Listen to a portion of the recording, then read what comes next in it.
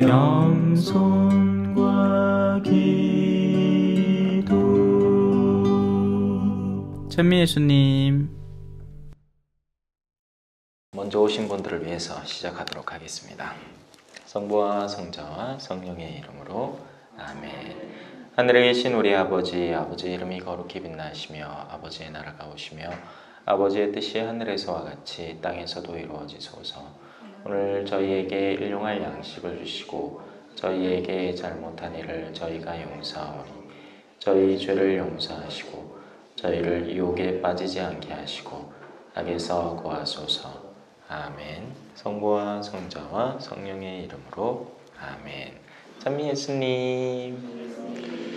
네, 오늘 23절부터입니다.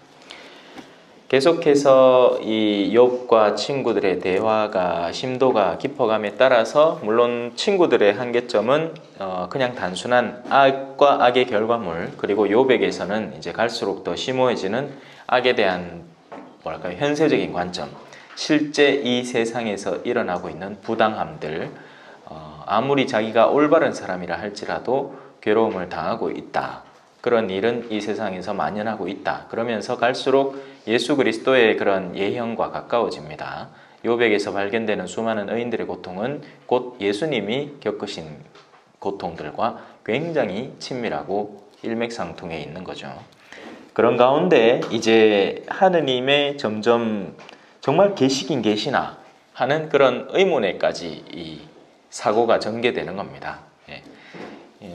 영혼에 대한 어떤 관념이 형성되지 않은 사람으로서는 이 탄생에서 이제 죽음까지의 이 지상적인 관념 안에서 하느님에 대해서 그가 발견해낼 수 있는 요소는 이 지상에서 관찰하는 요소들 뿐인데, 거기서 유추될 수 있는 건 하느님은 계시지 않는 분인 것 같다. 그리고 설령 계신다 하더라도 뭔가 좀 굉장히 무섭다, 어둑어둑하다 하는 것들을 자꾸 발견하게 되는 거죠. 이 하느님에 대한 본질, 하느님의 본질은 뭐죠? 자비, 뭐 좋아요. 자비이기도 하고, 우리가 그리스도교다 하면 이거 그렇죠. 자비는 좀 더 불교에 가깝죠. 그래서 우리는 사랑입니다. 하느님은 사랑이신데, 근데 그 사랑이 체험되지 않을 때 우리가 지상에서 느끼는 하느님의 존재는 계시지 않는다는 것, 혹은 좀 무섭다는 것. 계시면 무조건 이 엄벌에 처하고 뭐 이런 느낌. 그래서 지금 욥이 이제 23절부터는 계시나 이 말입니다. 오늘도 나의 탄식은 쓰디쓰고 신음을 막는 내 손은 무겁기만 하구려. 그분을 어디에서 찾을 수 있는지 알기만 하면 그분의 거처까지 찾아가련마는. 그리고 이런 일들은 성지순례를 가는 수많은 사람들로 표상이 되죠. 그들이 물론 거의 대다수는 이제 갔다 와서 자랑하려고 가는 거고 그래도 그나마 성지순례를 정말 제정신 박혀서 간다는 사람은 예수님의 냄새라도 좀 맡아보려고. 근데 그것도 참 어리석은 일이에요. 그죠? 왜냐하면 예를 들어서 예루살렘 성전만 해도 몇 미터 아래에 그 성전의 본체가 다 뭉개져서 갇혀 있고, 그 위로 벌써 몇 세기가 지나면서 뭐가 새로 쌓였다가 무너졌다가 하면서 지층이 그렇게 형성이 됐답니다.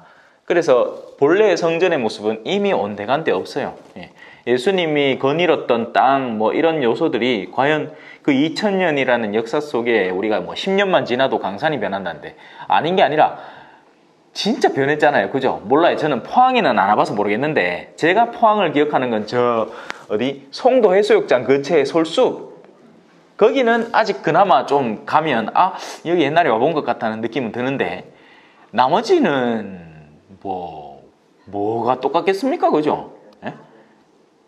제가 어릴 때 신평동에 살던 아파트도 어느샌가 다 뭉개지고 없더라고요. 그러고 나서는 저 대구 황금동에 살았는데, 황금동에 옛날에 황금 아파트라고 임대주택이 있었습니다. 그 동네 자체가 없어졌어요. 이제 전부 다 고층 아파트가 쫙쫙쫙쫙 들었었어요. 거기 엄청 잘 사는 동네가 됐죠. 그때만 해도 가난한 사람들의 성지였는데 아파트 밑에 지하실에 들어가고 고양이 막 구경하러 다니고 하던 게 엊그제 같은데. 그래요.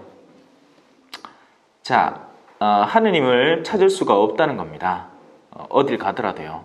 그래서 하느님을 찾는 방식 자체가 잘못된 거죠. 하느님은 어떤 장소에 가서 어떤 만질 수 있는 대상이나 물건으로 찾을 수 있는 게 아니라 하느님은 바로 우리가 그분의 사랑을 닮아갈 때 우리에게서 내비쳐지는 모습에서 하느님을 찾을 수 있다는 겁니다.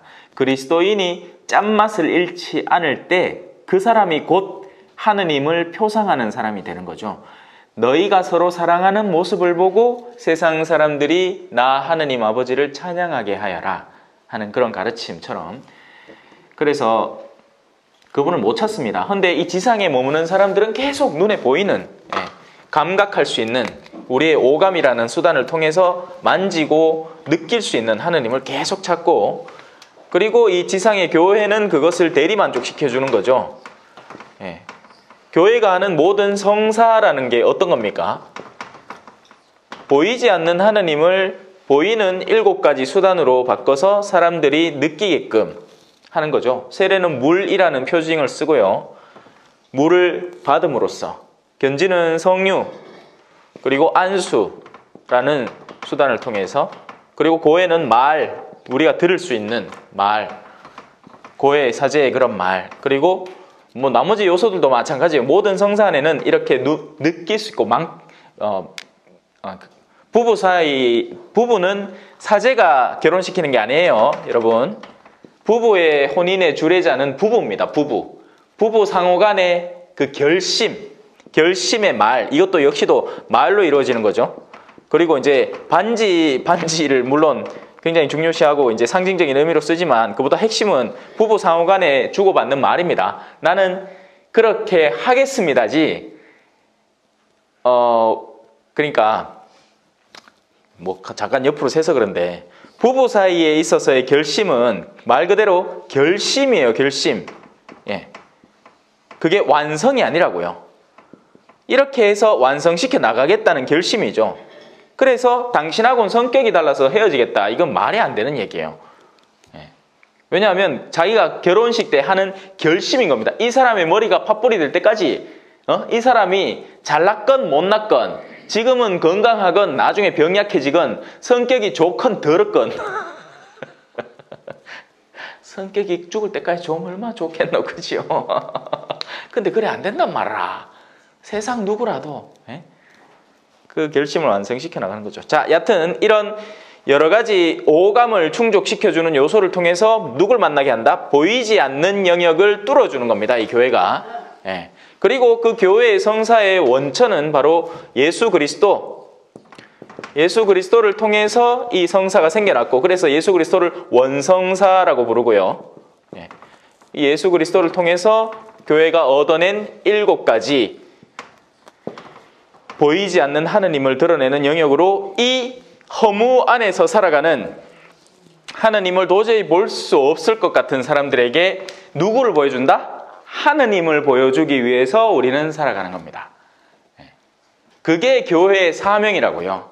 그런데 우리 교회가 뭘 하느냐? 원래는 그 사명을 해야 되죠. 그 사명, 너희는 가서 세상 모든 만물들에게 성부와 성자와 성령의 이름으로 세례를 주고, 그리고 내가 가르친 것을 가르쳐라. 가르침. 이게 사명이에요. 이게 본질의 사명입니다. 그런데 교회는 자꾸 사업을 하죠. 사업을. 행사를 하고. 그리고 이런 사업과 행사는 본질적으로 이들에게 하느님을 소개시켜주는 수단이라는 핑계를 지니고는 있지만, 지금도 이해할 수 없는 그 얘기로 넌 핑계를 대고 있어. 쿵짝쿵짝쿵짝쿵짝. 교회는 이렇게 전락하면 안 돼요. 모든 행위가 이 예수님의 본질적인 사명, 우리에게 맡겨진 사명을, 그것을 보지 못하는 이들에게 전달하기 위함이어야 됩니다. 지금 신자로 세례를 받았다고 해서 그분의 사랑을 만끽하고 있는 게 아니죠. 계속 봐야 돼요. 그래서 그걸 보여줘야 되고요. 그런데 지금 이 사명에서 우리가 너무 멀어져 있는 겁니다. 우리는 보이지 않는 하느님을 보여줘야 되는데 왜 이 사람은 여기 있는 사람이라고 해서 갈망이 없는 게 아니에요. 하느님을 보고 싶은 갈망이 어마어마한데 아무도 보여주질 않으니까 혼란이 생기는 거죠. 그래서 이 사람들에게는 하느님이 어떻게 간주되고 개념되느냐? 하나, 안 계신다. 아니면 계셔도 완전 무섭다. 근데 교회가 그 무서움을 가중시키면 어떻게 되겠습니까? 그나마 올려던 신자들, 올려던 이들도 안 오겠죠. 성당서 이거 지켜야 되는데 이거 꼬박꼬박 내고 이거 똑바로 하고 기도 요 꼬박꼬박 틀에 딱딱 맞춰가 하고 성당 오면 조용하고 너가 이제 갓난쟁이고 엉아리 하는 거 절대 성당 교주미사에 데리고 안 되고 무조건 저 유아방에 갖다 집어여가 그 안에서 숨 막히 죽든 말든 저끼리 휴대폰을 보든 말든 알아서 살고 놔둬. 누가 성당에 오고 싶어 합니까? 가면 갈수록 두려워지는 걸요. 야들아, 어린애들이 내한테 오는 거 막지 마라. 하늘나라는 이런 어린이와 같은 일일 것이다. 얘들아, 나는 자비를 위해서 왔지. 그리고 나는 병든 이를 치유하려고 왔지. 의인들을 보살피려고 온 게 아니다. 야들아, 너끼리 모여갖고 너끼리 거룩한 행사하고 너끼리 기도회 열심히 하고 너끼리 피전가라고 내가 너가 만든 거 아니다. 크나큰 착각이다. 너희 가운데는 분명히 죄 지으니 모자라니 오류가 많으니 절름거리느니 영적으로 눈머니 영적으로 절름거리느니 영적인 나병 환자들 스스로에게 고립된 사람들 성격이 괴팍한 사람들 별의별 사람들이 다 있을 게 분명하다. 왜? 그런 이들이 모여야 내가 그들을 고쳐줄 수 있으니까. 근데 왜 그렇게 너희끼리 그냥 재미있고 좋은 활동만 하려고 너희끼리 모여서 너희끼리 성지순례 가는 게 너희에게 무슨 득이 되느냐 도대체. 그건 너희 그냥 산보 가는 거지. 왜 소풍을 이름을 굳이 성지순례를 바꿔서 가느냐. 정말 그 성지를 갔다 와서 그 성지의 영향력을 올바로 받아서 너희가 순교 정신으로 사느냐. 오늘날 예수님이 계셨더라면 이런 말씀들을 하지 않으셨을까? 제가 알고 배우는 예수님은 갈수록 오늘날의 교회에 이런 말씀을 전해주고 싶어 하시는 것 같아요. 그런데 사람들은 오늘날의 교회에서 갈수록 더 자신의 기득권과 이미 누리고 있는 텃세를 유지하려고 난리를 치죠. 선점하려고 하고 그 선점한 자리를 놓지 않으려고 하고 그런 사람들 치고 정말 제대로 선교 정신 박힌 사람 아무도 없습니다. 그런 사람들은 교만의 선교를 해요. 야 대자들 야 앞으로 대자들 사람들을 모집하라.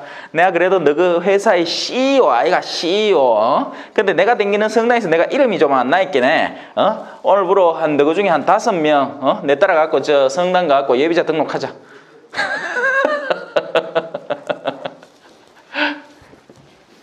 자, 교회가 숫자 노름에 빠질 때 그런 종류의 오류들이 무수하게 생겨납니다.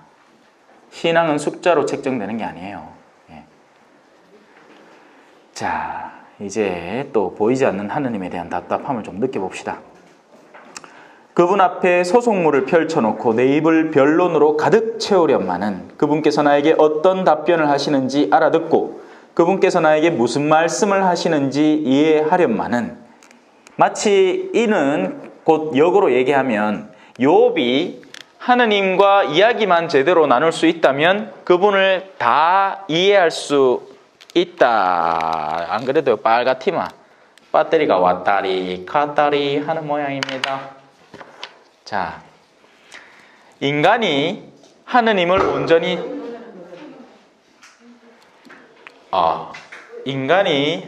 온전히 쥘 수 있다는 어마어마한 착각 속에서 살아가는 겁니다.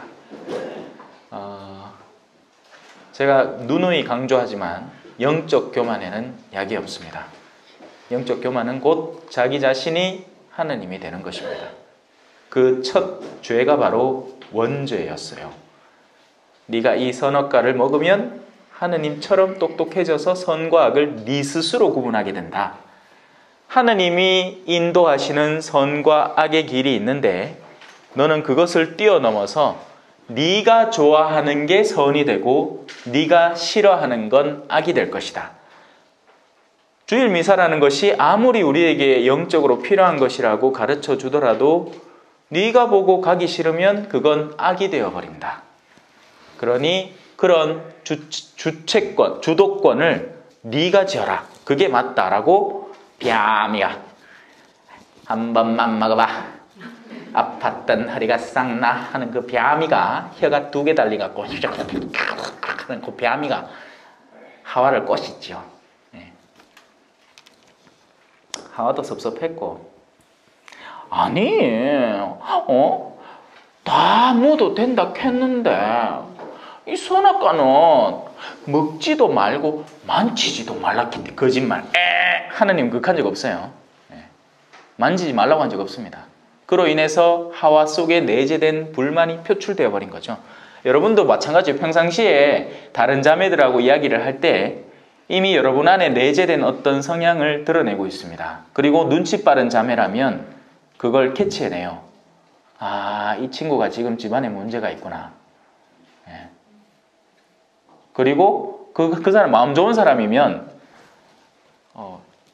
올바로 가르치고 충고하고 그러지 마라. 그래도 네 난구님 아이가 할 건데 그게 아니고 이 사람의 마음을 얻어서 장차 나중에 내가 써먹어야겠다는 사람이 있으면 맞지 요즘 남정네들 다 그렇다 그죠 하면 일단 마음을 산 거예요. 그리고는 나중에 필요할 때는 여러 용도로 써먹을 수 있습니다. 무안을 주기 위해서도. 니 언제 안 그랬나? 아따 치 무슨 성력 없다. 인자와 남편 사랑한다 한다. 니 그때 3월 며칠 날 내한테 너 남편 욕 안 했나? 안 했나? 뭔데 빠져가지고. 근데 그걸 모르고 자기가 자기 스스로 지뢰를 막 던져주는 거예요. 그냥 언제 터뜨리려고. 어둠은 어둠끼리 너무 잘 알아봅니다. 자,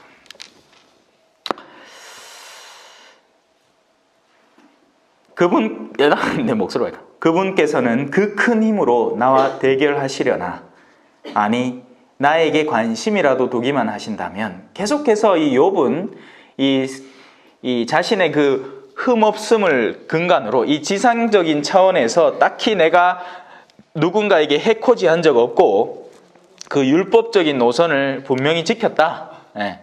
딱히 내가 악을 저지른 적 없고 흠없고 올곧고 바람직하다라는 그 노선으로 넘지 말아야 될 선을 마구 넘으면서 하느님에 대한 영역을 함부로 마구 침범하고 있습니다. 그 자체가 그에게 있어서 일종의 어둠으로 작용하는 거죠.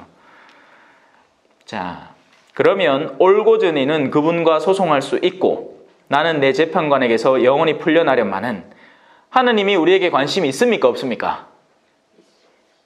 왜 이렇게 대답이 없나? 쉬운 질문이라고 생각했는데 어려웠나 보다. 하느님은 우리에게 관심이 있습니다.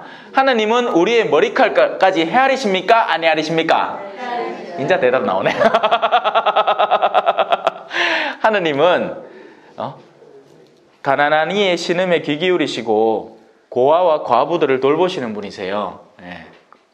물론 그 돌봄이 그 지상적인 모든 것을 챙겨주고 모든 것을 회복시키는 돌봄으로는 비춰지지 않고 때로는 그 2살 이하의 어린애들을 모두 죽임을 당하도록 그냥 기다리셨다가 그들을 영원 안에서 수용하는 방식으로 이루어집니다. 그래서 이 지상적인 사람들에게는 그것이 이해가 안 되고 그래서 그런 식의 신기한 죽음을 이룬 사람들을 우리는 순교자로 기념을 하죠.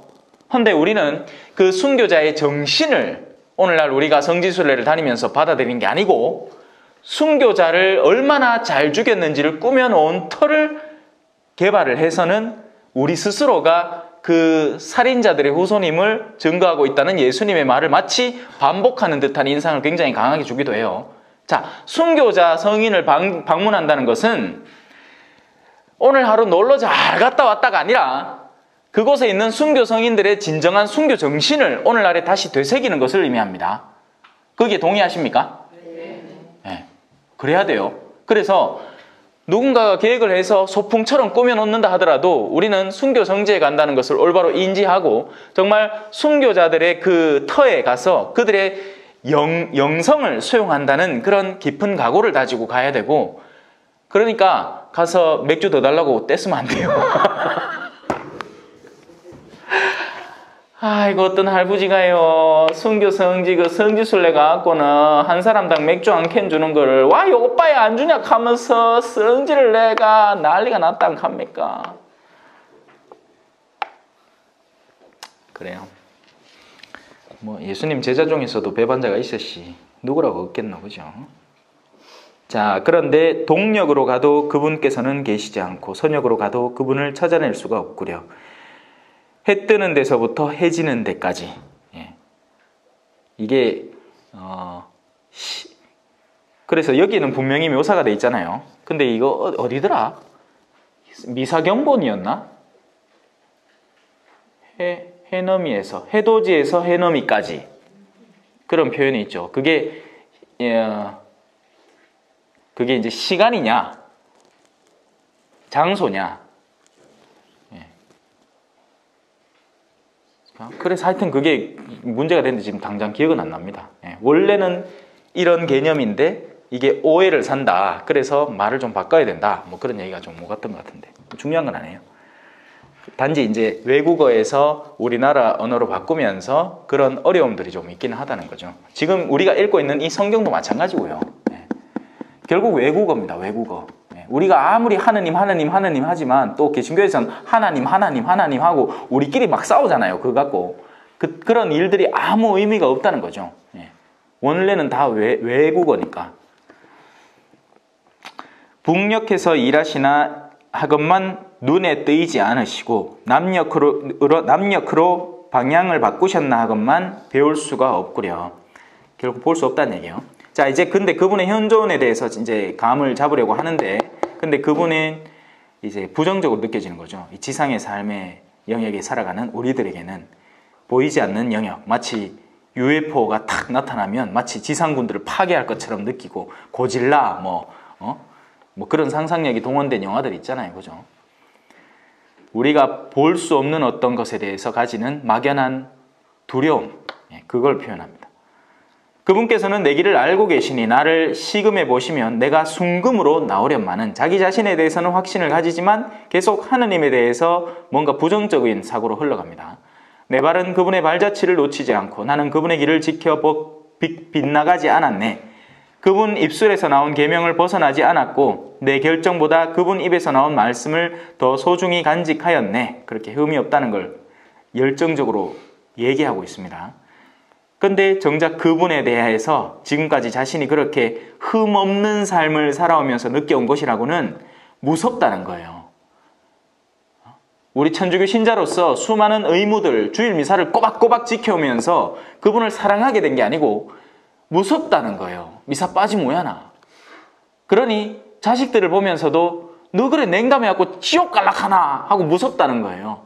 근데 그 자식들이 성당에 안 가는 이유는 나는 엄마처럼 성당 가면서 그렇게 가식적으로 성당에서는 하호호거리면서 집에 와서는 아빠한테 머그치 대하고 그런 이중적인 사람으로 살고 싶지 않다라는 것이면 탓이 확 줍니다. 그냥 게을러서 안 가는 게 아니에요.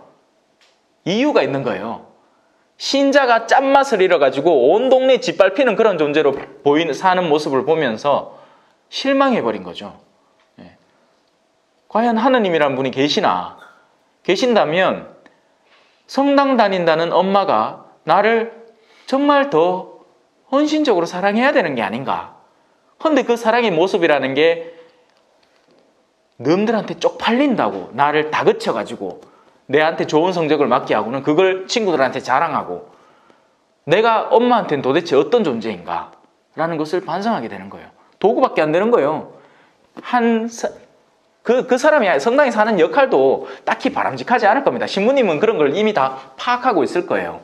이 사람이 진정한 신심으로 정말 자기를 내어놓는 삶 속에서 아름다운 삶의 모습을 드러내는 열성론자인지 아니면 성당에서 일을 함을 통해서 주변 사람들의 관심사를 다 끌어당기는 굉장히 표독스러운 사람인지는 이거 살아보면 금방 압니다. 처음에 가서 초짜라서 모르지 한 2년 정도 지나면 왜 군대도 그렇잖아요. 그죠? 2년 지나면 상병 다 합니까? 옛날엔 물론 군생활 더 길었겠지만 통상적으로 한 2타임 뛰고 나면 그때부터 상병인 거예요. 제일 첫 해가면 초짜고 그래서 2등병이고 그 둘째는 좀 겪어봤으니까 일병할 수 있는 거고, 상병째쯤 되면 이제 눈치가 빠삭한 겁니다. 그래서 신부님 3년 차쯤 되면 조심하세요. 지금 죽도 신부님 몇 년 차? 1년 차, 그죠? 근데 그 주임 신부님이 괜히 주임 신부님이 아니에요. 딴 데서 벌써 다 치다 오신 거야. 그래서 허허 웃고 계시지만 내가 웃는 게 아니야. 또 내가 그래요. 다 알고 있어요. 딱 보면 알지. 사람 왜 서당계 3년이면 풍어를 울른다 하잖아요. 가톨릭 교회 천주교 사제 3년이면 신자들을 알게 돼요. 예. 암만 술자리에서 같이 내 앞에서 막 딸랑딸랑거리고 술을 채워준다 하더라도 이 사람이 어떤 종류의 사람인지를 알면서 모르는 척하고 있는 겁니다. 물론 진짜 모르는 신부님도 계시고 그런 신부님은 꼭 나중에 문제를 일으키더라고. 눈치가 너무 없어서 만나면 안 될 신자들을 계속 만나고 다니다가 문제가 생겨. 그러면 사제생활 오래 못합니다. 사제가 그래도 뭐 예를 들어서 아예 정신 나간 사제가 아니고서는 눈치 다 까고 있어요.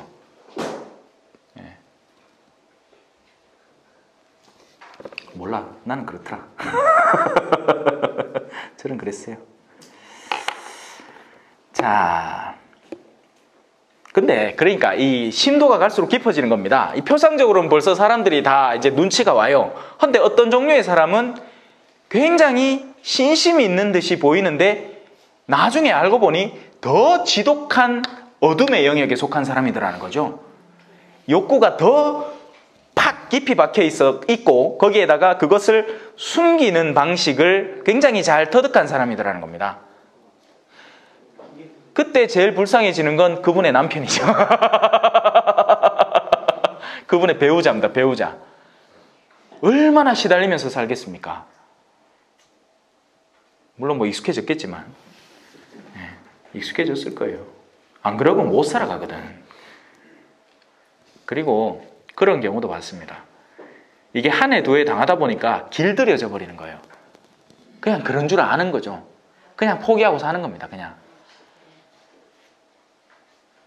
근데 그 안에 든 게 미숙함이나 약함이면 괜찮아요. 고쳐줄 수 있는 거예요.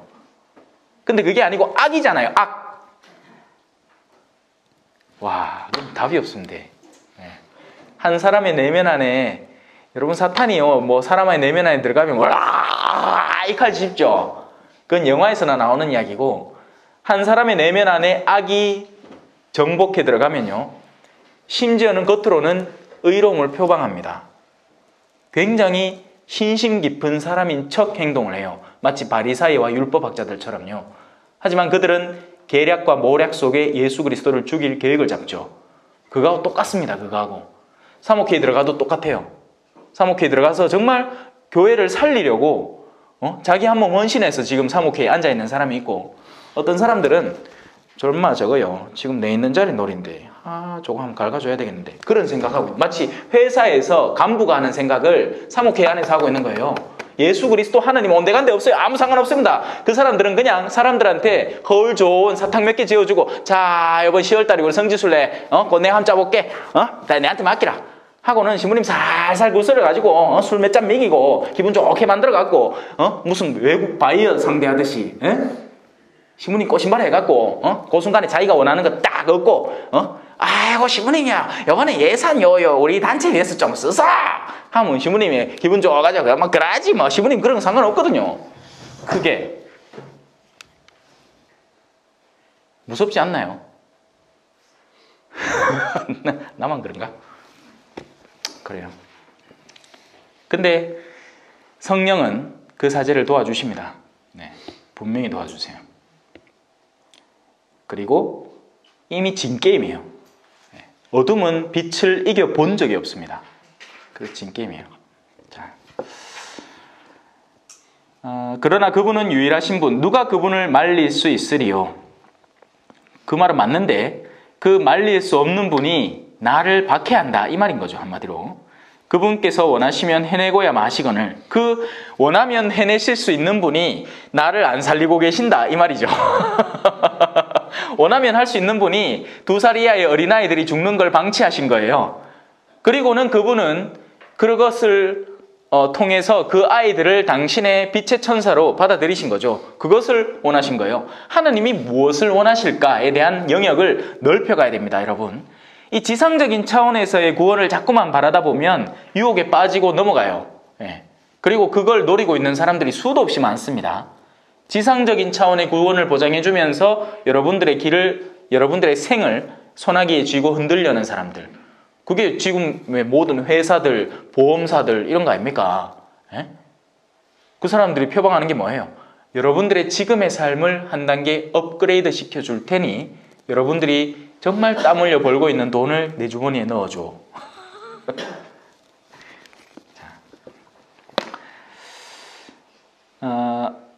나에 대한 결정하신 바를 마무리하시리니 이런 일들이 그분께는 많기도 하다네. 그러니 그분 앞에서 내가 소스라치고 생각만 해도 그분을 무서워할 수밖에. 이 부분이 뭐다? 욥의 오류입니다.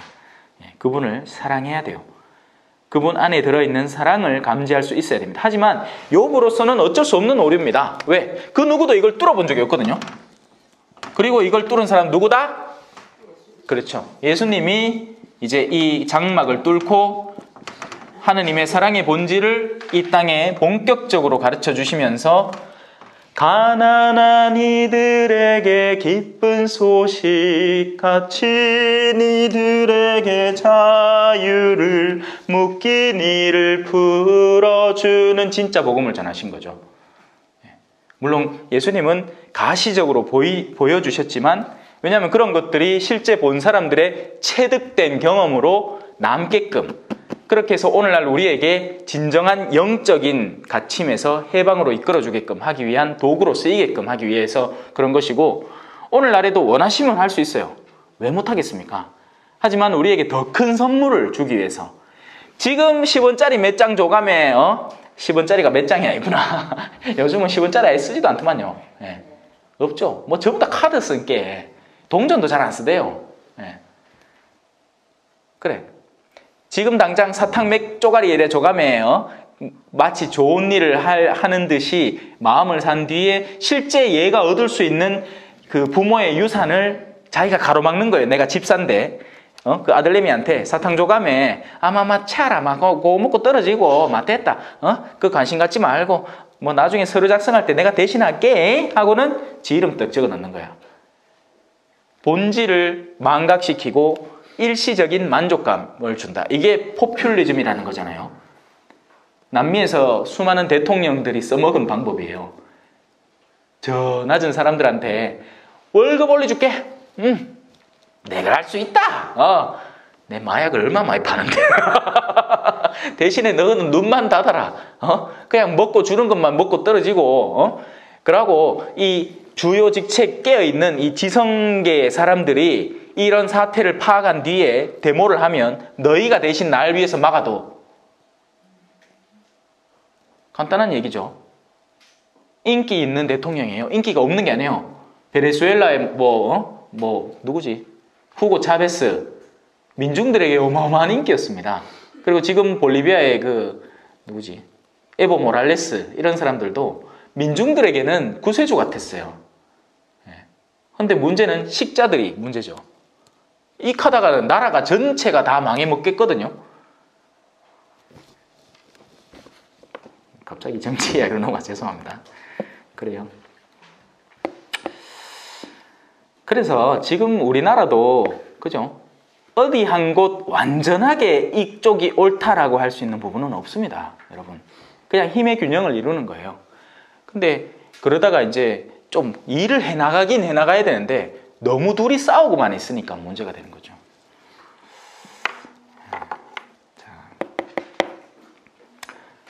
하느님께서는 내 마음 16절입니다. 하느님께서는 내 마음을 여리게 만드시고 전능하신 분께서는 나를 소스라치게 하신다네.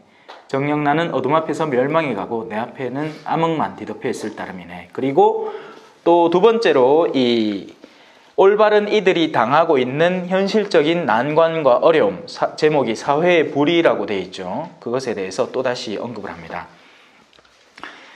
악인들은 떵떵거리면서 사는 게 첫 번째로 언급된 내용이었고 이 두 번째에서는 그런 악인들이 득세하는 게 사회적이고 구조적인 불의로 확장되어서 이 보편화되어 있다라는 식입니다.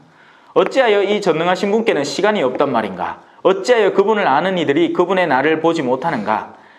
왜 악을 자행하는 이들이 하느님에 대한 거룩한 두려움을 지니지 못하는가? 하느님은 왜 그러한 것들을 방치하고 계시나? 답은 뭐겠어요, 여러분? 뭐라고 생각하십니까? 하느님은 왜 그러실까요? 아니면 자, 하느님은 일합니까? 안 합니까? 합니다. 하느님은 쉬어본 적이 없어요. 물론 뭐 6일간 창조하시고 7일째는 쉼 자체를 만드신 거죠. 우리 인간들은 쉬라고. 하느님이 쉼이 왜 필요하겠어요? 하느님은 끊임없이 일하십니다. 아버지께서 일하시니 나도 일을 하는 것이다 하고 예수님 말하는 것처럼 예수님은 정말 눈꽃 뜰 새 없이, 심지어는 자기 가장 절친, 뱃속에서 서로 만났던 절친, 이사벨의 엄마의 뱃속, 마리아 엄마의 뱃속에서 두 분이 만나서 정말 기뻐 뛰놀았던 자기 사촌, 누구? 세례자 요한. 죽었죠. 그날 예수님은 기도가 필요했습니다. 그래서 외딴 곳으로 물러가는데 그 순간에도 사람들이 찾아와요. 도와달라고. 예수님에게는 쉼이란 없었는 거예요. 하느님은 끊임없이 일하시는 분이십니다. 자, 그러면 그 끊임없이 일하는 사랑이신 분의 그 사랑이 이 지상적 영역에 어떻게 퍼져야 올바르겠습니까? 그냥 그분이 다 알아서 해줘? 아, 니는 물 필요하나? 자, 물. 니는 사탕? 자, 사탕. 니는 밥 배고프다고? 자. 니는 아파? 자, 나. 그러면 어떻게 될 것 같아요? 아니, 여러분 자녀가 그렇다 칩시다. 눈 떴어요. 어릴 때는 그게 가능해요. 똥 싸고 싶으면 똥 싸게 해주고 밥 먹이고 싶으면 젖주고. 근데 그걸 나이가 30살 될 때까지 극하고 있습니다. 자기의 일은 스스로 하자. 알아서 척척척 스스로 신앙인. 그 일을 하라고 누가 주어졌다? 우리가 주어진 겁니다. 우리가. 하느님을 비난할 게 아니고 그 일을 할 수 있도록 우리에게 손과 발을, 눈과 귀와 모든 것을 열어주신 그분의 뜻을 우리 안에 받아들여서 우리가 그 일을 하라고. 왜? 그 일을 하면 누가 좋아지겠어요? 여러 사람이 좋아집니다. 근데 근본적으로 우리가 좋아져요. 사랑을 배우게 돼요. 사랑에 익숙한 사람이 되는 겁니다. 사랑이라는 것이 추상적이 아니라 실천적인 것으로 거듭나게 되는 사람이 되는 거예요. 우리 일인 거예요. 우리 일. 내가 남편하고 싸웠는데 그게 왜 신부님 탓이에요? 우리 탓이지. 에? 그게 왜 하느님 탓이에요? 하느님은 이 사람을 어린 시절부터 계속 생명을 주어오면서 보살펴온 분인데, 그리고 선의 기회를 주신 분이에요. 그걸 잘못 형성했다면 그 사람인 거고, 그 사람 옆에서 빛을 지니고 있는 나의 탓인 거죠. 예? 넘탓하지 말라고요. 그러니까 태초부터 있었던 넘탓. 아담아, 니 와 그랬노? 당신이 만들어주신 이 옆에는 때문에 안 갑니까 내가? 당신이 일만 안 하고 내 갈비뼈 뽑아갖고 이 여자만 안 만들어놨어도 내가 죄 짓진 않았을 거잖아요. 에? 내 몰라?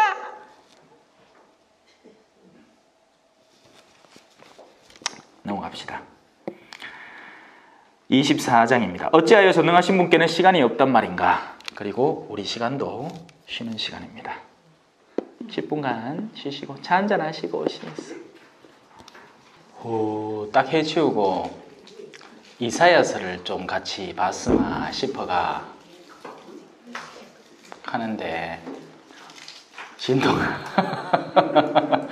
그냥 읽어보면 되는 긴데, 그죠? 자, 일단 사회적 불의로 들어갑시다. 뭐 이건 말 그대로 불의가 만연하다는 겁니다.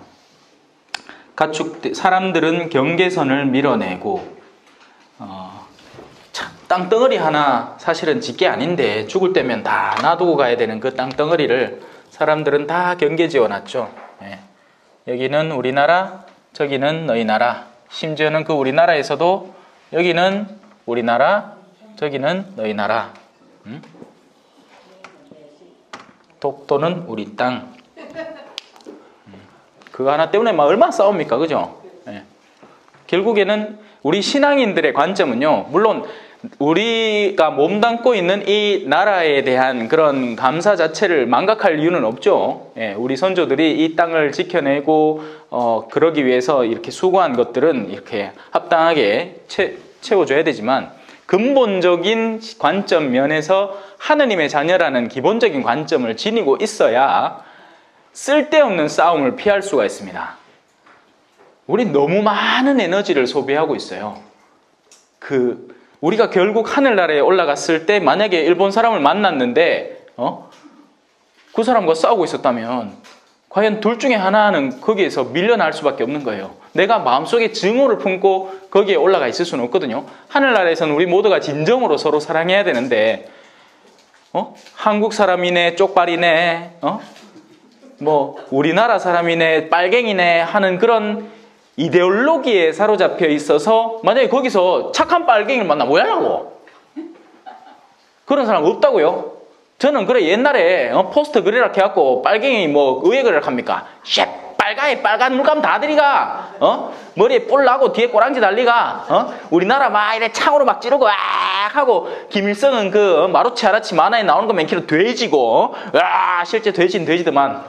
근데 그런 게 아니잖아요. 거기서 상징하고 표상하는 것처럼 절대 악이 아니라 거기 사는 사람들, 여기 사는 사람들은 그 이데올로기 싸움의 희생자인 겁니다. 네. 자, 그런 구조적인 악이 만연해 있습니다. 사람들은 경계선을 밀어내고 가축대를 빼앗아기르며 고아들의 나귀를 끌어가고 과부들의 소를 담보로 잡는데 툭하면 성경에서 고아와 과부가 나오죠.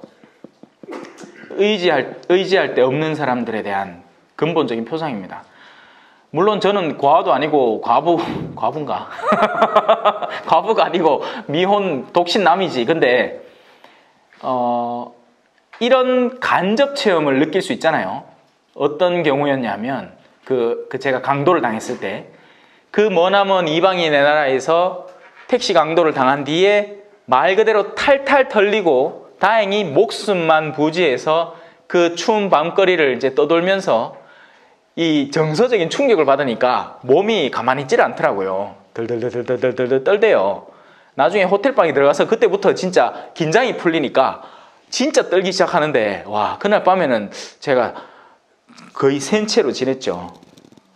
근데 그 순간에 정말 이게 내침받는다는 느낌이 어떤다는 건 강도당한 그 자체의 섭섭함보다도 강도를 당하고 나서 그 옆에 가게 아주머니한테 제가 지금 산타크루즈에서 살던 선교사 신부인데 여기 와서 지금 제가 강도를 당해서 다 틀렸으니까 이 동양 남자가 거기서 스페인어로 얘기를 하고 있는데 믿어줄 법도 하잖아요. 그리고 딴 걸 요구하는 게 아니고 전화 한 통만 하는데 안 된다고. 진짜 섭섭하대요. 와. 그분 복 받기를 바랍니다. 너희를 박해하는 이들을 위해서 복을 빌어주라 하잖아. 예. 그래요. 근데 이런 고아들과 과부들의 심정을 한번 떠올려 보세요. 어제까지만 해도 자기한테 밥을 챙겨주던 어떤 존재가 오늘부로 죽어버렸어. 특히나 그래서 우리나라의 어르신들은 그런 경험들이 간접적으로 분명히 있을 거라고 생각을 해요. 예. 그리고 과부들, 믿고 의지하던 난구님이 갑부서.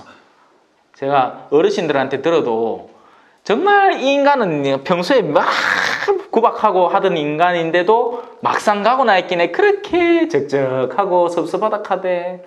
내가 당해봤나? 카대요. 여하튼 근데 젊을 때 그렇게 그러면 정말 의지할 데가 없게 되는 겁니다. 그래서 늘 고아와 과부가 대표격으로 나옵니다. 자, 요즘은 뭐 고아는커녕 있는 아도 쥐기본데 뭐, 그죠? 고아 생길 이유도 잘 없고. 그래도 있어요. 또 그 와중에 혹시 압니까? 자기 집 부모가 뭐 늘 건강하라는 법은 없잖아. 예? 차 사고 나가지고 부모님 쓱 갚을 수도 있지. 자, 그 신부님들도 가끔씩 고아가 되잖아요. 예. 천의 고아가 될 때가 있잖아요. 부모님이 이제 나이가 되거나 지병으로 이렇게 돌아가시고 나면 느낌이 다르다 하대요. 예. 그래도 어디에 뭐 하나 있어가지고 찾아갈 때가 있는 거하고 두 분 다 이제 돌아가시는 거하고 더군다나 우리 사제들은 다른 친척이 별로 없잖아요.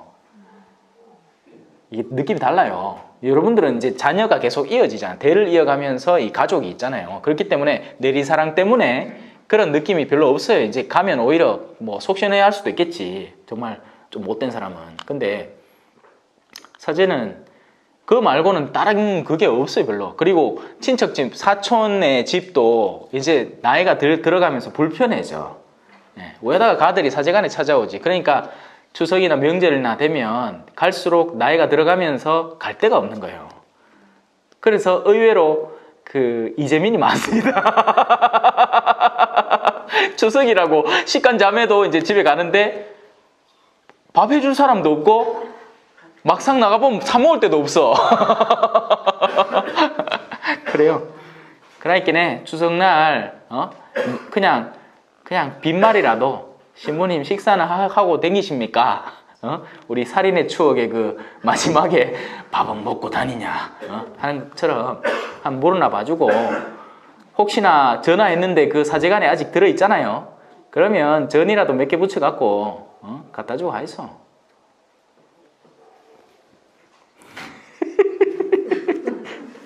그래요. 젊은 신부님들은 괜찮아. 예. 아직 요래 머리가 시커먼 신부님들은 걱정 말고 어르신 신부님들 얘기해요. 어르신 신부님들 갈 데 없습니다. 예. 가봐야 환영도 크게 안 받는다. 사람들이 자꾸 껄끄러워하지. 신부님이잖아. 예. 자, 어디까지 했지? 자, 5절부터입니다. 그들은 광야의 들나귀처럼 먹이를 찾아서 일하러 나가네. 그들에게는 사마귀 자식들을 위한 양식이 있는 곳. 그들은 들에서 꼴을 거두어 들이고 악인의 포도밭에서 남은 것을 따들이네. 알몸으로 밤을 지새네. 옷도 없이 추위에 덮을 것도 없이 산의 폭우로 흠뻑 젖은 채 피할 데 없어 바위에 매달리네. 제가 선교 생활을 하면서 이런 체험들이 있습니다. 이제 시골 공소회 같은 데 가서 이제 좀 차를 밀면서 옷을 다 버린다든지. 근데 괜찮아요. 뭐 하루나 심지어는 뭐 이틀 정도 좀 찝찝하거나 좀 더럽게 살아도 괜찮아요. 왜? 돌아와서 씻을 때가 있고 암만 안 가고 만약에 제가 어디 어디 시골 길에 가다가 차가 멈췄다. 그래갖고 야가 안 오잖아요. 그러면 집에서부터 또 차 한 대를 끌고 옵니다. 찾으러. 그러니까 기댈 때가 있는 거하고 없는 건 완전히 다른 거예요. 우리는 그런 이들을 잘 이해하고 깨닫고 도와줄 마음의 준비를 갖춰야 되는 거죠. 그들은 아버지 없는 자식을 젖가슴에서 빼앗아가고 가련한 이가 위에 걸친 것을 담보로 잡는다네. 그래서 심지어는 그 겉옷에 대한 규정도 레위기에 있죠. 가난한 애에게 겉옷을 이렇게 담보로 잡았거든 해가 지기 전에 돌려줘야 된다. 이 겉옷 개념이 우리하고 다른 거예요. 우리는 그냥 겉옷을 그냥 덧입는 옷으로 간주하지만 그때는 뭐 겉옷이 텐트고 겉옷이 요고 겉옷이 이불이고 뭐 그랬습니다. 그래서 겉옷에 대해서는 좀 느낌이 달라요. 그리고 대사제가 자기 분노를 드러낼 때 찢는 거 있죠. 대사제는 옷 많은 게 마치 오늘날 우리 자매님들 맨키로 옷장 열면 1m, 2m씩 막 옷이 신게 한 개쯤 찢어도 또 딴 거 입으면 돼. 근데 이제 겉옷을 누군가가 찢는다 하는 것은 그만큼 자신이 분노했다는 걸 표출하는 겁니다. 자, 그들은 알몸으로 옷도 없이 돌아다니고 굶주린 채 곡식단을 나르며 돌담 사이에서 기름을 짜고 목마른 채 포도학을 바른다네. 끊임없이 그러니까 그 괴로움과 힘겨움을 견디면서 또 노동에도 이렇게 되고, 근데 그러는 동안 이 악인들은 뭐 하느냐? 자기 배 두드리면서 기름진 음식을 먹고 있다는 거죠. 이게 자기 눈앞에 가난한 사람이 있는데도 그렇게 할 사람은 잘 없어요. 맞죠? 그건 정말 강심장이야. 정말 사악한 사람이고, 눈앞에 지금 누군가가 지금 굶어갖고 하는데 마이쮸도 있고 지금 멘토스도 있고 사탕 많은데 다무락 하고 죽으면 알죠. 이게 제가 선교지에서 느낀 거예요. 돌아다니다 보면 정말 없고 실제로 없고, 그리고 그 찾아와서 좀 도와달라 하면 줄 수밖에 없는 겁니다. 그걸 안 주고 못 버티는 거예요. 물론 극하다가 당하기도 하죠. 근데 그 당하는 확률보다도 그걸로 인해서 도움받는 사람들이 많기 때문에 주는 거예요. 근데 이게 구조적인 악으로 변질되기 시작되면 있는 사람은 절대로 가난한 사람 근처에 갈 일도 없습니다. 부자와 나자로 이야기는 굉장히 예외적인 이야기예요. 정말 있는 집, 정말 제대로 된 부자는요, 심지어는 도시 전체에서 가난한 이들을 쫓아내버립니다. 그래야 자기 양심이 편해지니까. 그래요. 그 사람들은 가난한 이들의 입장을 고려할 이유가 없는 거죠. 자기에게서 있어서 왜 부자는 망해도 3대가 먹고 산다 하잖아요. 자기가 망할 이유는 없어 보이니까 절대 가난한 이의 입장을 대변하지 않습니다. 그럴 이유도 없고요. 그런 사회적인 악을 고발하고 있는 겁니다. 그 정도로 우리가 올바르기는커녕 멀찍이 떨어져 있다는 거죠. 선과. 자, 성읍에서는 사람들이 신음하고 치명상을 입은 이들이 도움을 빌건만. 근데 이 욥은 그걸 이제 우리의 목, 사람들의 목, 우리가 그걸 선을 수용하고 받아들여서 해결할 몫이라고 보는 게 아니고 최종적으로 하느님에게 이 탓을 돌리는 겁니다. 하느님께서는 이 부당함에 관심도 두지 않고 움직이지 않고 꿈쩍거리지 않으시는군요. 그런데 그렇지 않다라는 이야기입니다. 하느님은 당신의 사랑을 끊임없이 당신 외아들에게 쏟고 계시고 성부, 성자, 그리고 성령에게까지 그 사랑은 여지없이 같은 루트로 똑같이 그 세 분 중에 하나도 틀림없이 그 사랑이 온전히 통교되는 겁니다. 그래서 삼위일체라는 것은 다른 게 아니고 삼위일체를 위격, 본성으로 하지만 위격으로 서로 다르다 이런 철학적이고 존재론적인 거 백날 토론해봐야 아무짝에 소용없습니다. 삼위일체론 제가 신학교 때 배웠는데 책은 이마이 두꺼운데 그 안에 전부 다 이건 아니다, 저건 아니다, 저런 건 아니다, 저런 건 아니다, 저런 건 아니다 그런 얘기밖에 없어요. 삼위일체는 성부, 성자, 성령께서 한 분 하느님이시라는 겁니다. 근데 그게 어떻게 가능하냐? 사랑이에요, 사랑. 사람이 서로 사랑할 때 그를 느끼는 거죠. 너만을 느끼며 달콤한 내 사랑을 전할 거야. 김민종이 이렇게 노래 불렀잖아. 그죠? 모르십니까? 그 눈 크나? 이제 눈 큰 늙은이가 다 됐지 이제. 사랑이에요, 사랑. 그 사랑이 온전히 존재들을 하나로 뭉치는 겁니다. 그리고 우리 역시도 그 삼위일체의 사랑 안에 동참을 하자라는 것으로 끊임없이 어떤 기도를 바치죠? 성부와 성자와 성령의 이름으로 옳도소이다. 아멘이 그 말이잖아. 당신 말 맞습니다. 그러니까 그 성호를 나한테 계속 긋는 거예요. 그 십자가가 포함된 성호를 성부, 성자, 성령의 사랑이 내 안에 쏟아지라고. 근데 쏟아지나 말이지. 그저 그냥 형식으로만 그마저도 부끄러워가지고 어떤 데 식당 가갖고는 하긴 해야 되고 그거 먹는다 눈 볼까봐 그러면 안 돼요. 자, 이 커다란 삼위일체의 사랑이 존재합니다. 그리고는 그것이 우리 안에 쏟아져 내려오도록 교회가 그 사명을 맡았는데 안타깝게도 교회가 이 시대를 자꾸 거듭하면서 그 사랑을 더 명확히 밝히고 뚜렷이 드러내기는커녕 이 사랑에 대한 여러 가지 가르침과 교회의 핵심적인 가르침을 책으로 딱 만들어가지고 서가에 딱 꽂아놓고는 다 까먹더라 이거야. 그래서 그 교회 안에서도 그 사랑을 구체적으로 받아들여서 사랑으로 변하는 사람과 그 사랑을 거부하는 사람이 존재를 하고 같은 침대에 두 사람이 누워있는데 하나는 데려가고 하나는 남겨질 것이다. 맷돌을 돌리는 두 여인이 있는데 하나는 데려가고 하나는 남겨질 것이다. 그 모든 게 일맥상통하는 거라는 걸 이해하시겠죠? 자, 이제 그 하느님의 사랑에 적극적으로 거부하고 있는 이 그릇된 이들을 한번 살펴봅시다. 빛의 적들이라고 표현됩니다. 13절부터입니다. 24장 13절. 이들은 빛의 적이 된 자들.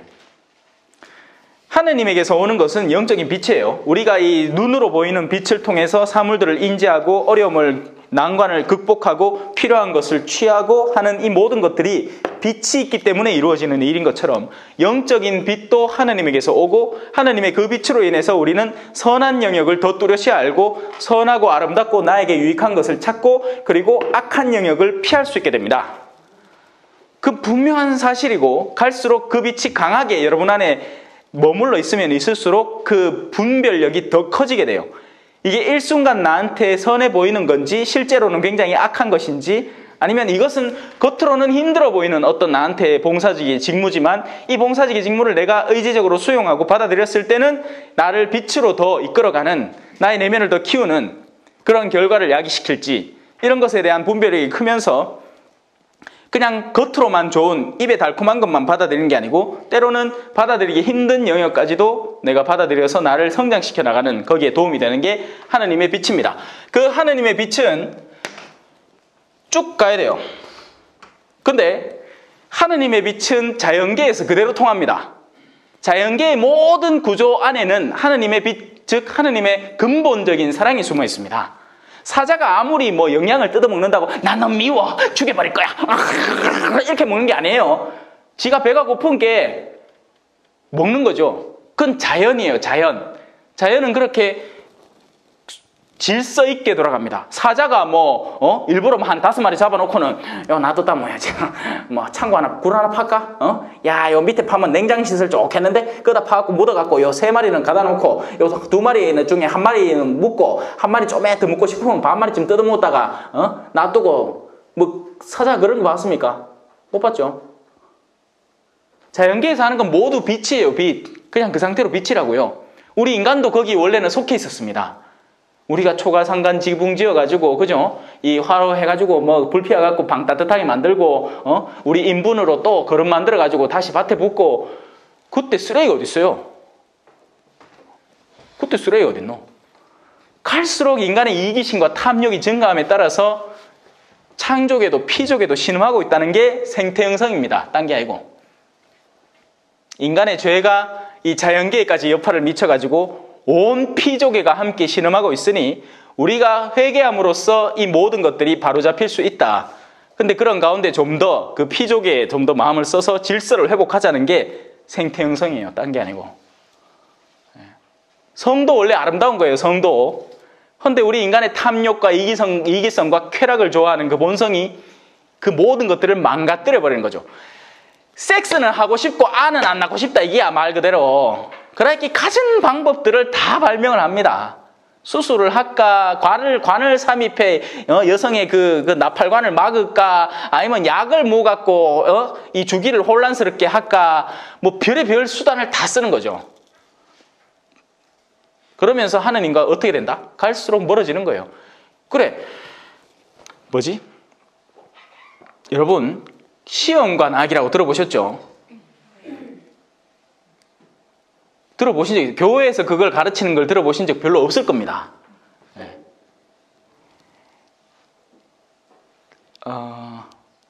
당연히 거부합니다. 왜? 시험관 악이라는 건, 자, 난자 하나 줬어. 자, 정자 한 갖고 와보소.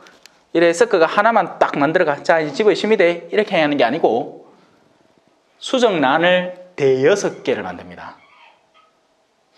그리고 심지어는 그 중에 몇 개씩 붙여가지고 쌍둥이가 생기기도 하잖아요. 그 중에 하나는 죽여야 돼요. 교회 가르침의 정면으로 위배되는 겁니다.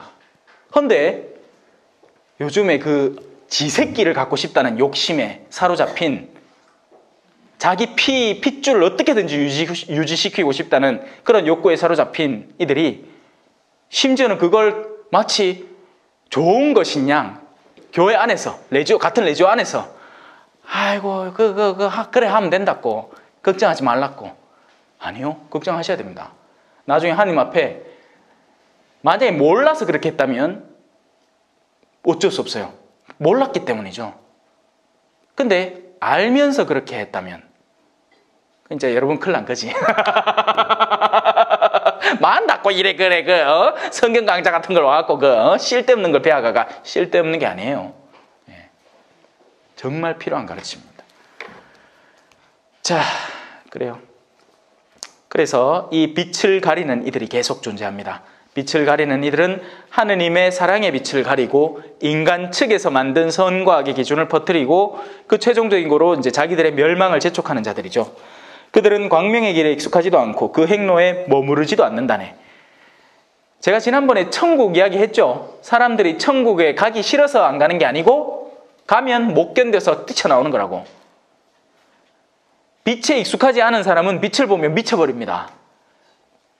동굴 안에서 한 20년을 살고 눈이 전혀 빛에 익숙해지지 않은 사람이 빛의 영역에 나오면 그 사람은 하루하루가 괴로움일 거예요. 그래서 도망가야 돼요.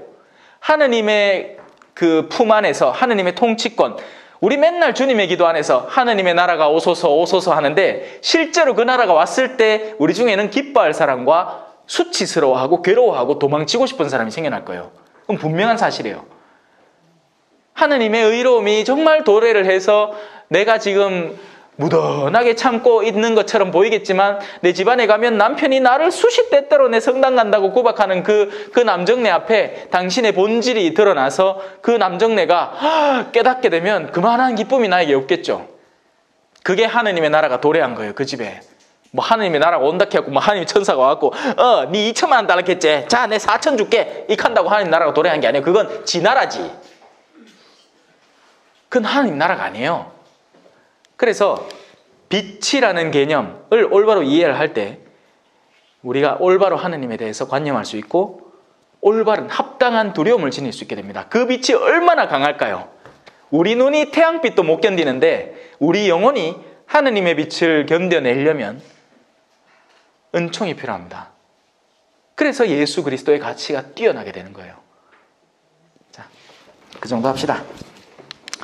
살인자는 새벽같이 일어나 가련한 이와 가난한 이를 살해하고 밤에는 도둑처럼 된다네. 이 얼마나 눈먼 자들입니까? 빛의 무지한 자들이에요. 그들은 악을 저지를 계획을 나날이 세웁니다. 한번 아내를 속여본 남자는 그 다음에 얼마든지 또 쉽게 속일 수 있고 또 그 와중에 또 다른 여인까지 생겨버리게 되면 끊임없이 그 속임을 가중시키고 악에 잠겨들고 말려들기 시작하죠. 뭐 그 딴 여자가 아니고 이제 술에 빠진 남자도 그렇고 아내가 싫어하니까 뭐 두 개 중에 하나지. 속이든지 겁박하든지. 그래서 굉장히 교묘한 사람으로 변하든지 아니면 폭력적으로 변하든지. 안 가고서는 그래요.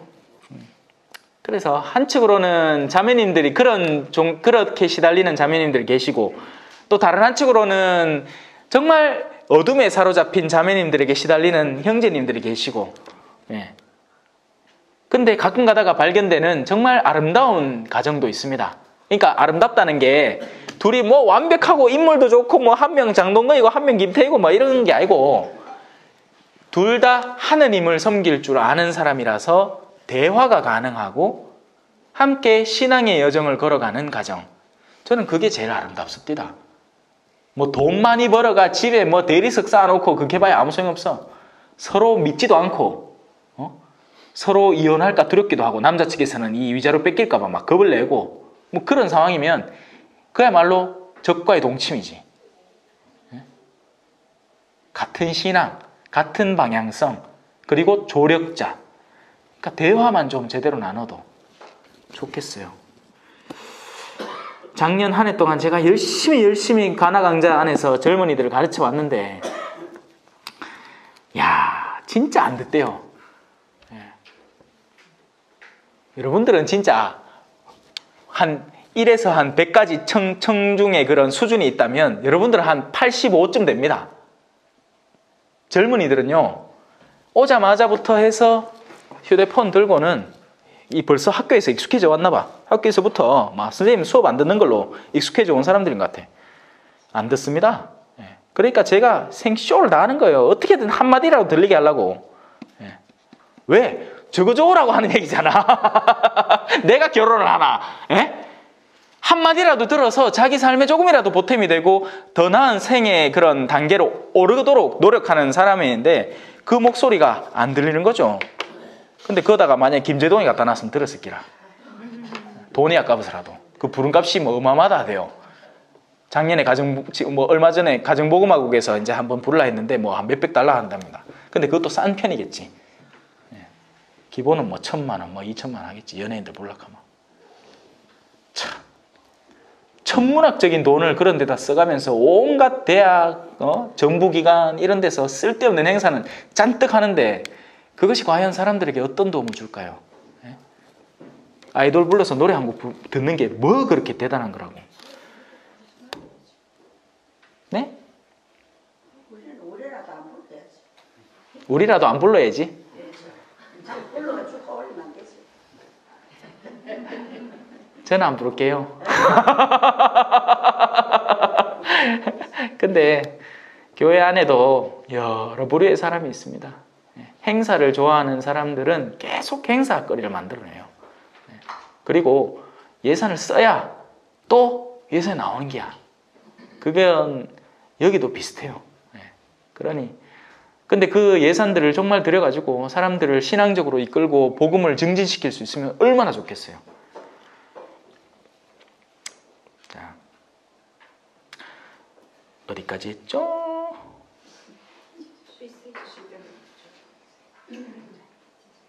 자, 빛의 적들 들어갑니다. 땅검 15절입니다. 땅거미가 지기를 노리는 간음자의 눈.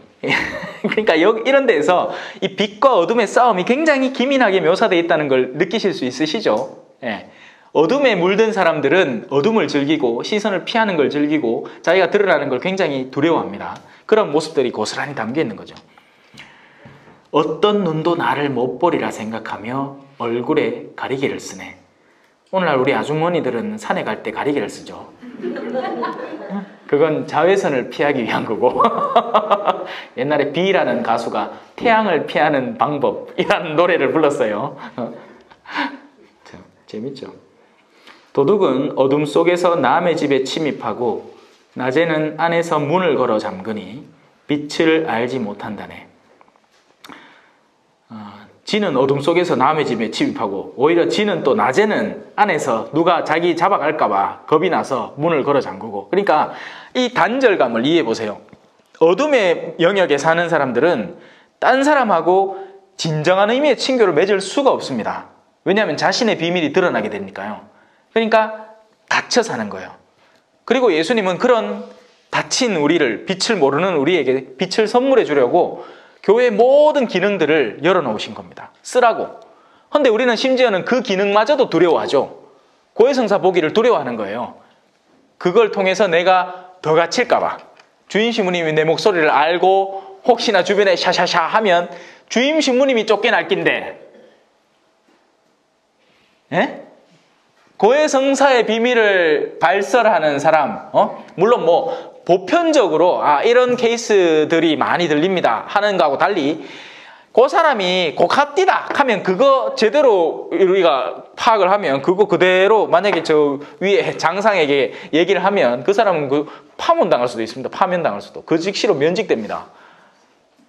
그러니 걱정할 이유가 있겠어요? 없겠어요? 없어요.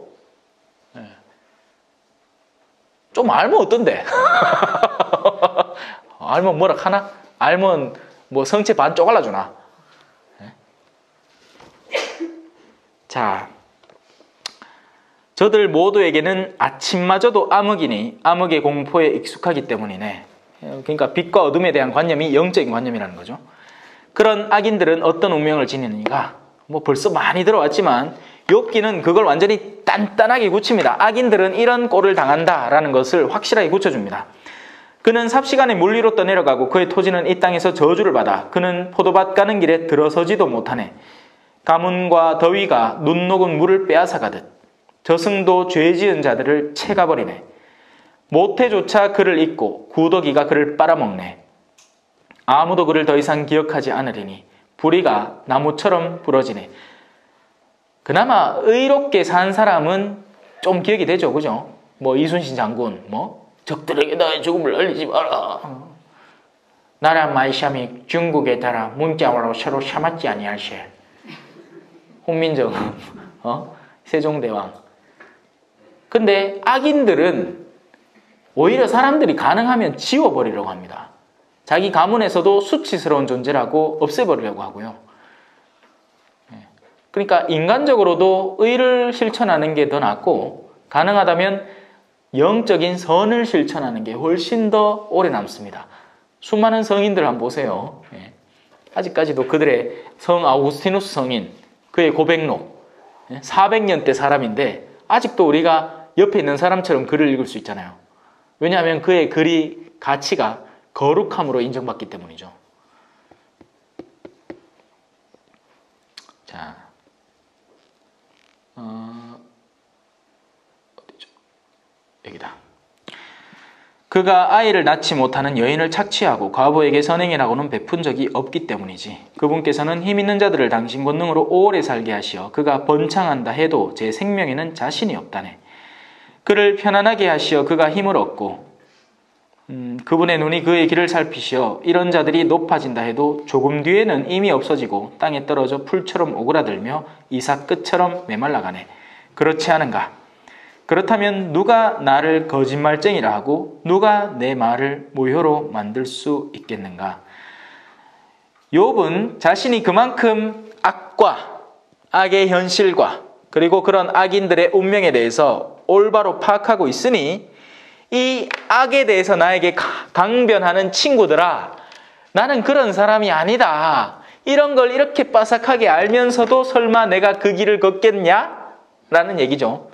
하지만 이 지상의 악인들은 그런 걸 알면서도 걷습니다. 담배 피면 폐암 걸린다는 것을 알면서도 오늘 맛있게 빨아들이는 사람이 있어요. 못 말립니다. 그런 사람들은 익숙해져 있기 때문이죠. 악도 마찬가지예요. 영적으로 악의 길에 익숙해진 사람은 아무리 악에 대한 부당함을 얘기해주고 그 두려움을 일깨워줘도 또 반복해서 자신이, 그래서 돼지는 진창에 가서 뒹굴고 개는 자기가 개운 대로 다시 가서 뭐 뒹군다. 그런 말이 있죠, 성경에. 나만 아나? 성경에 그런 말이 있습니다. 돼지는 자기가 개운 대로 가서 뒹군다. 뭐 그런 말이 있어요. 자, 또 이제 또 빌닷. 참 지엽지도 않나. 얼마 안 남았습니다. 하느님의 통치권.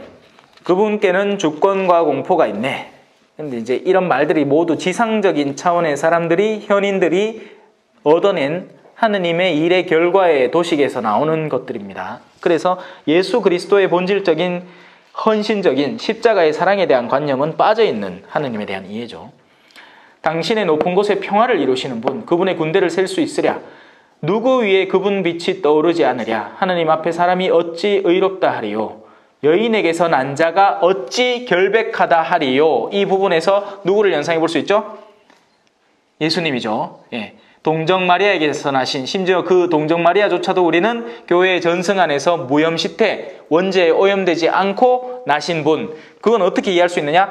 하느님이 자기 가장 귀한 사랑하는 이들한테 음식을 담아주려고 하는데 그 그릇 한번 헹굴까 안 헹굴까요?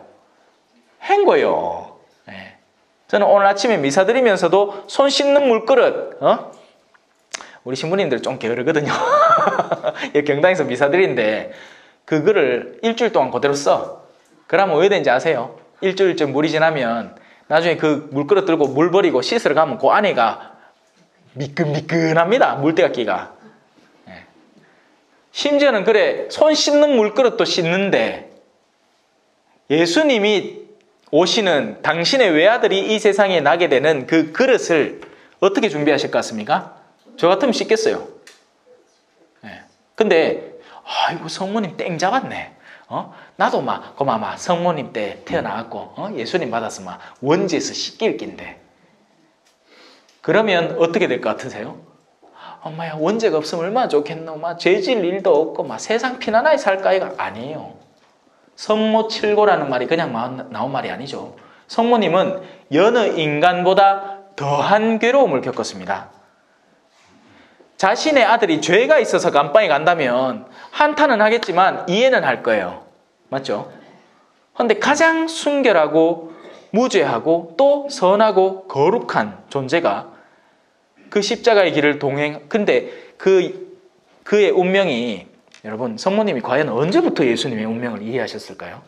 성모님은요, 원죄에서 씻겼을 뿐만 아니라 그 부모님 때부터 성인이잖아요. 예? 안나와 요아킴 맞죠?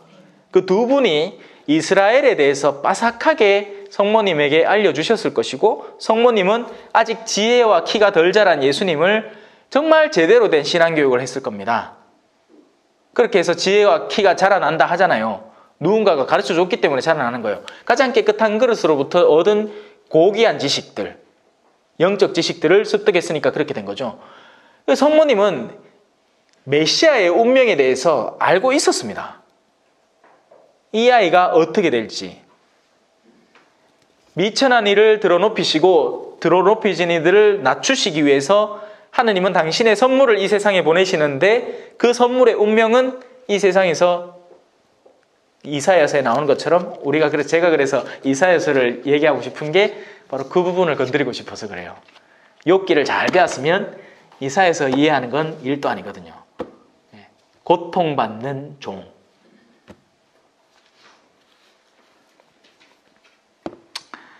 자, 그래서 여인에게서 난 자가 어찌 결백하다 하리요. 근데 결백한 존재가 나중에 오죠. 보게나 달도 밝지 않고 별들도 그분 눈에는 맑지 않건만 하물며 벌레 같은 사람, 구더기 같은 인생이랴. 욥의 8째 담론. 우리 배운 것 중에 제일 짧은 장입니다. 25장. 눈 깜짝할 새 지레었어.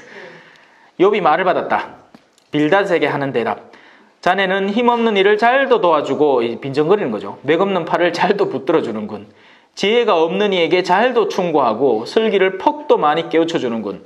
자네는 누구에게 말을 늘어놓는가? 자네에게서 나오는 것은 누구의 숨결인가? 그게 정말 빛에서 나온 숨결인가? 아니면 자네의 우월성을 드러내려는 자네의 내면의 교만함, 그리고 그 교만함의 주인인 사탄에게서 나오는 말인가? 우리가 딴 사람에게 언뜻 좋은 얘기를 해주는 듯 실제로는 나를 드러내고 있는 경우가 많죠. 네. 자, 하느님의 초월성. 빌닷이 먼저 하느님의 초월성에 대해서 이야기를 했고, 욥이 이제 그것을 이제 이미 알고 있는 자신도 선조에게서 받은 지혜들을 얘기하죠. 그림자들이 몸서리치네. 물밑에서 그 주민들과 함께. 그분 앞에서는 저승도 벌거숭이. 그 어떤 것도 숨겨져 있을 수 없다는 거예요. 하느님 앞에서는 숨길 수 있는 게 아무것도 없습니다. 그러니 숨기려는 시도 자체가 어리석은 거겠죠. 우리는 그걸 올바로 인지하고 숨기지 말아야 해요. 하느님 앞에서. 근데 실제 신앙생활 안에 보면 많이 숨기고 댕깁니다. 짐짓 거룩한 척, 회칠한 무덤 같은. 속에는 욕심과 탐욕과 이기성이 잔뜩 들어있는데 겉으로는 선하게 보여야 자신이 살아가는데 유익하니까 그렇게 살아가는 거죠. 그분 앞에서는 저승도 벌거숭이, 멸망의 나라도 가릴 것이 없네. 북녘을 허공 위에 펼치시고 땅을 허무 위에 매다신 분, 그분께서는 물을 당신의 구름으로 싸매시니 구름덩이가 그 물 밑에서 터지지 않네. 지금 이건 이제 옛날의 세계관, 이 하늘 궁창과 땅 궁창과 이제 그런 관념 안에서 이해될 수 있는 영역입니다. 어자 위에 당신의 구름덩이를 펴시어 그 겉모양을 가리신 분, 빛이 어둠과 만나는 곳까지 물의 겉면에 둥근 경계를 지으셨네. 그분의 꾸지람에 하늘의 기둥들이 뒤흔들리며 놀라네. 그 삼손 이야기 갑자기 생각이 나는데, 삼손이 이제 기둥 무너뜨려가지고 그 필리스티아인들인가? 뭐 하여튼 사람들 엄청 죽였잖아요. 옛날 사람들은 밑에 이제 땅에 기둥이 있고 그 기둥을 누군가 이제 받치고 있다고 생각을 했던 거죠. 당신 힘으로 바다를 놀라게 하시고 당신 통찰로 라합을 쳐부수셨네. 이 라합이라는 게 이게 간간히 나오는데 제가 한번 읽은 적인데 지금 당장 기억이 안 납니다. 죄송합니다. 나중에 찾아보면 말씀드릴게요. 그분의 바람으로 하늘은 맑아지고 그분의 손은 도망치는 뱀, 사탄이죠, 를 꿰찌르셨네. 이것들은 그분 길의 한 조각일 뿐 그분에 대해서 우리는 얼마나 작은 속삭임만 듣고 있나. 그러니 그분 권능의 천둥 소리를 누가 알아들을 수 있겠나. 친구들 앞에서는 하느님이 엄청 위대하신 분이라는 걸 자기도 안다라는 식으로 표현을 하는데 그 역시 또 하나의 작은 속상임을 꺼내는 것뿐이고, 그래서 이 욥기의 마지막 즈음에 이 욥은 더할 나위 없는 하느님의 위엄에 대해서 마주하게 됩니다. 네. 자, 제가 하나 읽어드릴게요. 이거 제가 읽어드릴 건 교부들의 성서주의라는 책입니다. 예. 지금 분도 출판사에서 아직도 발행 중인 책이고 아직 덜 나온 책인데, 신약의 요한 묵시록에 나오는 부분이에요. 이 교부가 키프리아누스라는 교부가 적어놓은 글입니다.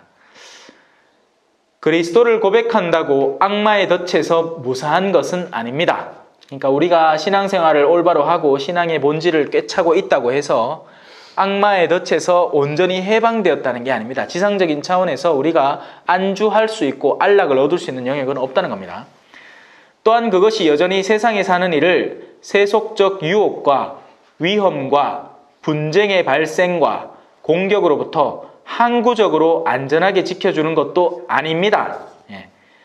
만약 그렇다면 고백자였던 이들 가운데 일부에게서 우리가 지금 슬픔과 괴로움 속에 속임수와 방탕과 불륜을 목격하게 되었을 리 없습니다. 고백자가 어떤 존재이든 간에 하느님께 그가 솔로몬보다 더 위대하거나 더 낫거나 소중한 존재는 아닙니다. 솔로몬이라는 어떤 존재였죠? 솔로몬은 하느님으로부터 지혜의 선물을 받은 이였어요. 왕이었습니다. 가장 현왕. 근데 그 말년을 아시는 분은 아세요? 말년이 안 좋았어요. 이방 여인들하고 결혼을 하고 하면서 쇠락했죠. 그래서 이 유다인들에게는 솔로몬이 현왕이긴 하고 솔로몬이 시편을 지었네 어쩌네 하지만 최종적으로 으뜸으로 삼는 왕은 다윗 왕입니다. 다윗 왕. 자, 주님의 길을 걷는 동안, 지금 누구 얘기죠? 솔로몬 얘기예요. 그는 주님께 받은 은총을 지니고 있었습니다. 그러나 주님의 길을 버리자 그는 주님의 은총 또한 잃어버렸습니다. 그래서 이건 지금 이제 묵시록의 구절인데, 내가 가진 것을 굳게 지켜 아무도 내 화관을 빼앗지 못하게 하여라고 쓰여 있는 것입니다. 의로움을 잃으면 화관도 잃는 것이 아니라면 주님께서 의로움의 화관을 빼앗겠다고 경고하실 리가 없습니다. 우리가 지금은 성경 강의를 받고 이제 공부를 하고 하느님에 대해서 깨우쳐 나가고 그걸 일상에서 적용시키려고 노력하실 겁니다. 열심히 하세요. 열심히 하셔야 됩니다. 그렇게 해서 내 것으로 삼아야 돼요. 내가 배운 이 영역들, 복잡한 걸 배우신 게 아니에요. 악을 피하고 선을 행하라. 이게 다예요. 욥기는. 욥기의 핵심은 악을 피하고 선을 행하라. 그리고 거기에서 이제 나중에 한 단계 더 나가면 하느님의 도움을 구하라. 정말 초월적인 영역에 계신 하느님에게 그 앞에 겸손할 줄 알아라. 그렇게 해서 그분의 은총 속에서 이 지상적인 영역에서 선을 꾸준히 찾고 악을 꾸준히 피해 나가라 라는 것입니다. 모쪼록 그렇게 사셨으면 좋겠고, 언제라도 하느님은 그 의로움의 화관을 다시 빼앗아 갈 수 있습니다. 우리가 다른 방향을 걸을 때, 솔로몬처럼 어제까지만 선을 추구하다가도 오늘부터 악에 몸담기 시작할 때 우리가 그동안 쌓아오고 지켜온 의로움의 화관이 마지막에 빼앗기지 마시라고요. 저도 안 그러도록 노력할게요. 여러분에게 유혹이 있는 만큼 저에게도 있을 거 아닙니까? 그죠? 막 갖다 다 때려치고 싶은 유혹. 내 익혀봐야 뭐하노? 갑자기 정말 이렇게 열정적으로 열심히 복음을 전한들 누가 알아줄라나 이런 생각들이 갑자기 가만히 방에 앉아있으면 막 엄습해 와요. 내가 말라고 이러지? 그냥 대충 하고 말지. 그런 생각이 들다가도 또 신자분들을 만나서는 또 이제 다시 용기를 내고 마음을 새롭게 잡는 거죠. 사제가 그럴지언정 여러분에게는 오죽하겠습니까? 세상에 살아가셔야 되잖아요. 세상 안에서 얼마나 많은 유혹이 있어요. 그리고 살아가는 그 꼬라지와 그 모양새가 얼마나 안쓰럽습니까? 조금만 더 딸랑거리고 밑돈 지어주면 나한테 떨어질 이득이 어마어마한데 우리는 그리스도인으로서 그럴 수 없는 거죠. 성부와 성자와 성령의 이름으로 아멘. 영광이 성부와 성자와 성령께 처음과 같이 이제와 항상 영원히 아멘. 성부와 성자와 성령의 이름으로 아멘. 감사합니다. 겸손과 기도.